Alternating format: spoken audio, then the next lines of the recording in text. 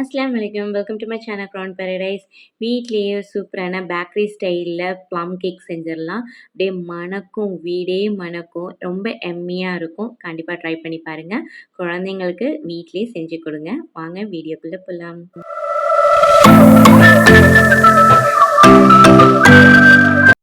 நான் கொஞ்சமாக செர்ரியும் டியூட்டி ஃப்ரூட்டியும் நான் எடுத்திருக்கேன். நீங்கள் வந்து டியூட்டி ஃப்ரூட்டி எல்லா கலரில் கூட நீங்கள் எடுத்துக்கலாம்.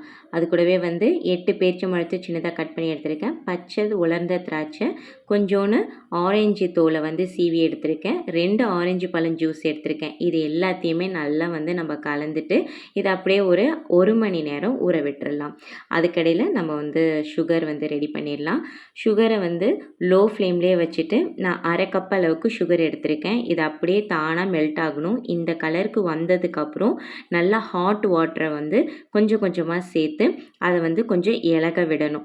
இலக விட்டு அது அப்படியே வந்து சுகர் சிரப்பு மாதிரி அந்த பதத்துக்கு கொண்டு வரணும். அந்த பதம் வந்ததுக்கப்புறம் 1 மணி நேரமாக நம்ம ஊற வச்சுருக்கோம் இல்லையா, அதை எடுத்து இது கூட சேர்த்து இந்த மாதிரி நுரைச்சி நல்லா ஒன்றோட ஒன்று நல்லா ஒட்டிக்கிட்டு வர ஸ்டேஜில் அடுப்பை ஆஃப் பண்ணிவிட்டு அதை தனியாக எடுத்து அதை அப்படியே ஆற விட்டுறலாம். இதுக்கடையில் நம்ம பட்டை, கிராம்பு, ஏலக்காய் எல்லாமே வந்து நான் 3 இது எடுத்திருக்கேன். அது கூடவே கொஞ்சோண்டு ஜாதிக்காய், இது எல்லாத்தையுமே நல்லா ஃபைன் பேஸ்ட்டாக பவுட்ரு பண்ணி வச்சுக்கலாம்.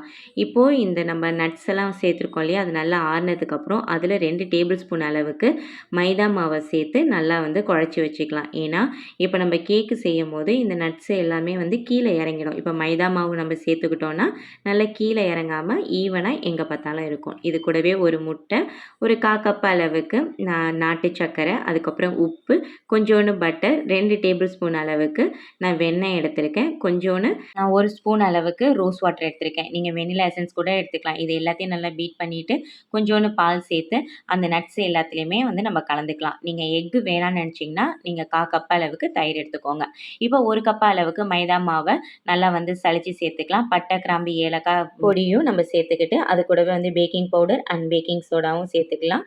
இதை இப்போ எல்லாமே நல்லா வந்து மிக்ஸ் பண்ணிக்கலாம். கொஞ்சம் வந்து அழுத்தமாக தான் இருக்கும், பட் எல்லாத்தையும் நல்லா வந்து மிக்ஸ் பண்ணணும், உங்களுக்கு இலகிடும். இது கூடவே வந்து நான் நட்ஸ் எல்லாம் சேர்த்துக்கிட்டேன். உங்கள் விருப்பம், எந்த நட்ஸ் வேணாலும் நீங்கள் சேர்த்துக்கோங்க. இப்போது இந்த குக்கரில் உள்ளக்க கலவடை போட்டு ப்ரீ ஹீட் 10 நிமிஷம் வச்சுக்கிட்டலாம். இப்போ இந்த கேக் டீனில் நான் அடியில் பட்டர் பேப்பர் போட்டுட்டு இது எல்லாத்தையும் வந்து நல்லா அப்படியே அழுத்தி விட்டு தட்டணும். அப்போ தான் உள்ளக்க இருக்கிற ஏர் பபிள்ஸ் எல்லாம் ரிலீஸ் ஆகும். இப்போ ப்ரீ ஹீட்டான குக்கரில் வச்சுட்டு ஒரு 1/4 மணி நேரம் கழிச்சிட்டு இப்போ பார்த்தீங்கன்னா நம்ம போட்டிருக்க எல்லா நட்ஸும் உள்ளக்க இறங்கிடுச்சு. ஸோ நம்மளுக்கு மேலே வந்து நான் இந்த மாதிரி செர்ரி, முந்திரி, அதுக்கப்புறம் டியூட்டி ஃப்ரூட்டி போட்டு அப்படியே எகெயின் ஒரு 3/4 மணி நேரம் விட்டுட்டேன். எனக்கு டோட்டலாக 1 ஹவர் ஆச்சு. 1 ஹவருக்கு அப்புறம் அடுப்பை ஆஃப் பண்ணிவிட்டு இந்த மாதிரி ஷார்ப்பான எட்ஜ் வச்சு நீங்கள் உள்ளே எடுத்து பார்த்தீங்கன்னா நல்லா வெந்திருக்கும். அதை அப்படியே எடுத்து அப்படியே கொஞ்சம் ஆற விட்டுருங்க. மிதமான சூடு இருக்கும் போது இப்படி ஓரத்தில் அப்படியே கட் பண்ணி அப்படியே திருப்பி போட்டு மேலே இருக்கிற பட்டர் பேப்பரை எடுத்துட்டு நல்லா திருப்பி வச்சுட்டு இப்போ உங்களுக்கு வேணுங்கிற ஷேப்புக்கு கட் பண்ணிக்கோங்க.